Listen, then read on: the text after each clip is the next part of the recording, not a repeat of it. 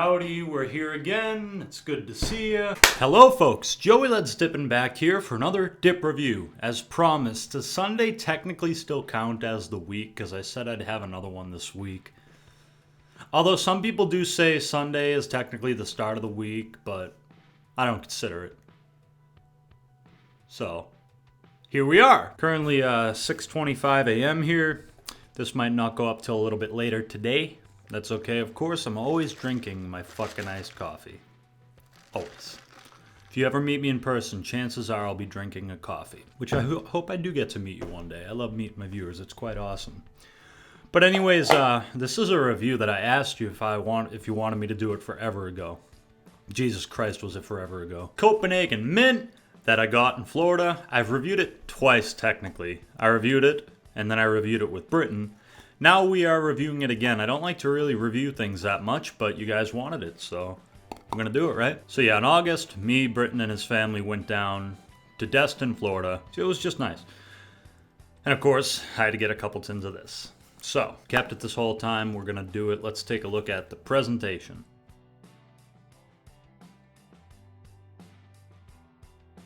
As always with Copenhagen, just a sharp can. I still don't get, like the flavors, wintergreen or straight or whatever, the letters are embroidered, they bump out, but on the mint, they don't. They never have, and I don't know why, but yeah. Other than that, blue, it's my favorite color. It's a nice kind of color blue. Side label looks nice. Metal lid, plastic bottom, and the date is December 6th, 2015. I can never get a tin on my birthday. Never. I've gotten December 9th, December 6th. I can never get one on my birthday, which, if you know my birthday, post it down below. I want to see if anyone actually knows my birthday. I mean, the year is 94. That's Joey Let's Dip in 94. Some people actually ask me, too. What's the 94 stand for? Joey, what does LEDs mean? I think it means Led Zeppelin, doesn't it? These are the kind of comments I see on my videos every day. So, just quick before we get into the scent, I want to let you know, for a long time, every time I would re-review something, I would unlist the old review. Tonight I went ahead and made all my old reviews since 2011 public. So if you want to see some of my old shit, where I came from, how I started, go there. They're all there now. So you can see the beginning and the way up. Anyways, let's take a whiff of the scent. Cope Mint has this really nice scent about it. It's a fresh mint. It doesn't have kind of that, well, it definitely doesn't have like a grizzly mint smell, just dirty ass. It's closer to skull mint, maybe toned down a little bit, maybe a little bit sweeter, but it's a nice, I guess the best way to put it is of all the mint dips, it probably has the most mellow scent. Anyways, let's go. Pack a lip with me. Hopefully you're packing something good. I think I am. Not to brag. You'll all get it one day. I do not know what they're doing with it. As far as I know, it's still in Texas, Florida, and California. Also, they have it in Canada, too, in case you didn't know. Yes, Canada has Cope Mint. Only at like $99 a can. No offense to my Canadian viewers. I love Canada. You can see that in my intro. So, I've hung on to it. It's still quite moist. Just to give it away a little. Hate to do that. This shit's really wet. But, maybe dried out a tiny bit, but it's still pretty good, so we're going to take a pinch. We have enough here for a decent one. We'll finish that off. I love that when it's rounded like the tin. Cheers!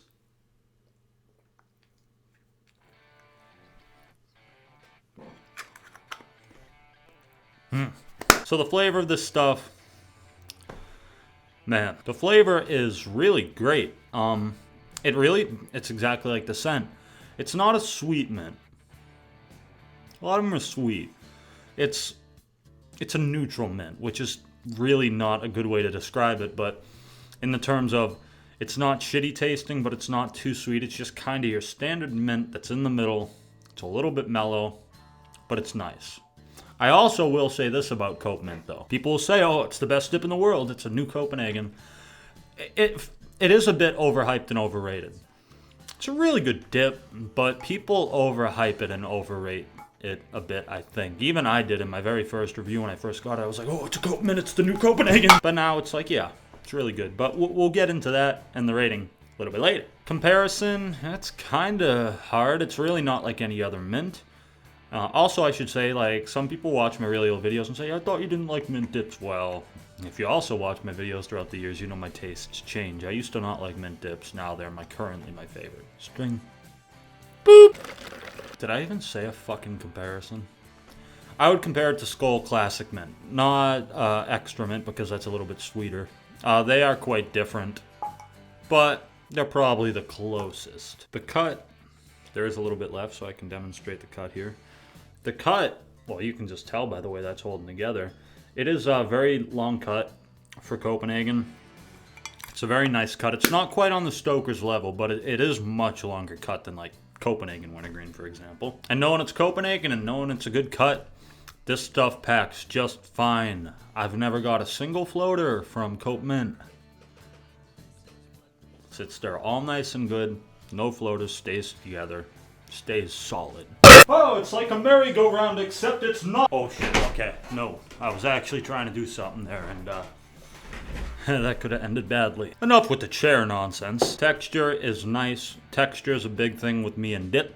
A lot of the cheap dips have a waxy texture. That's why even if they taste good, kayak great, it just kind of takes away from it. But obviously, we're looking at Copenhagen right now. You just know, like, you know, Copenhagen, Skull, Stokers, and I'd say even Grizzly and Kodiak. You know, they don't really have that waxy texture that Kayak or Longhorn or Timberwolf or any of them have. You know, feels like tobacco. Because it is. We don't know what they're putting in that other stuff. Burn. Weird. This is weird. I remember, I never get a burn. And when we were at Britain's after we got home from Florida, me and him packed a lip of this together. We were like, shit burns. We didn't know why. I never get a burn anymore. Except for that instance. And I did kind of with the loose noose. But, you know, that's not dip. Yeah, I'm not really getting one right now. But for some reason, that one night I did. And I haven't since. So, I mean, you know, if you're a beginner or fairly new or your gums aren't toughened up yet, then, yeah, it might burn a little. But I mean, mint kind of has that natural tingle anyways. Slight burn never bothered me. You used to hear in my old videos, oh, it burns, but I like it. Burns so good! Nicotine. Well, it doesn't have quite as much as wintergreen. I would say it probably has more than like LC. And snuff, and I used to say this too, it's incorrect. Now, Cope Snuff, I used to say that it's one of the higher nicotine dips. That's not necessarily true.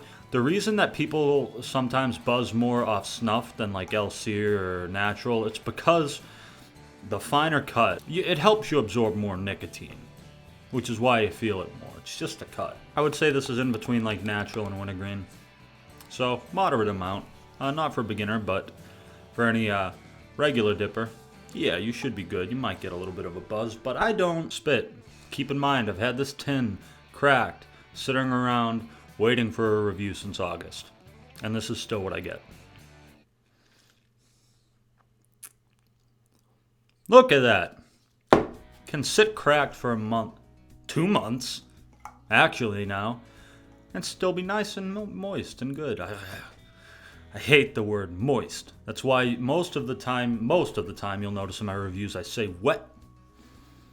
But moist. It's all because of that picture floating around the internet a few years ago. That makes me moist. For some reason that ruined that word for me, so I say wet, even though that can be used sexually too. At least it's pleasant sounding. Last stability is another great thing about this stuff. With the long cut and the minty, juicy kind of thing it's got going on. Very long last stability. I've kept lips of this in for fucking... I think my first can ever, I kept one lip in for like 2 hours, and it was still good. This stuff lasts a long time. Aftertaste, most dips, even some good dips, have a bad aftertaste. This just leaves a taste of mint in your mouth, so there's nothing unpleasant about it. Shoutouts. Do we seriously not have any rotators today? Guess we don't have any rotators today. So just the regulars, I guess. Fat Zach Dips, Rocky Top Dipper, Eric Dips, and Jimmy Hen Dips. Check them all out. And number of subs. We are up to 44,991, so we're just about to crack 45,000, which might happen. I have a little something. It's not, don't get too excited about it. It's just a little something. Just a little dip video for 45, because normally I do them only 10K now. but I'm going to do something small for 45, so look out for that. Thank you all so much, though. I love you all. Keep dipping and spitting. Keep cracking and packing. I have to spit. Alright, so now it's time for the rating. Copenhagen Mint. It's a good dip. It's a really good dip. But again, it is overhyped and overrated to an extent. Because it's Copenhagen. So, I'm going to give it... Guitar calluses. I'm going to give it a 8 out of 10. It's a very good dip. If you get the chance to get it. And hopefully it'll be released soon enough. But yeah, it's good. Would I dip it again? Absolutely. No doubt about that. Anyways, that's been the video. Like this video if you like this video. And I will see you in the next one. Take care.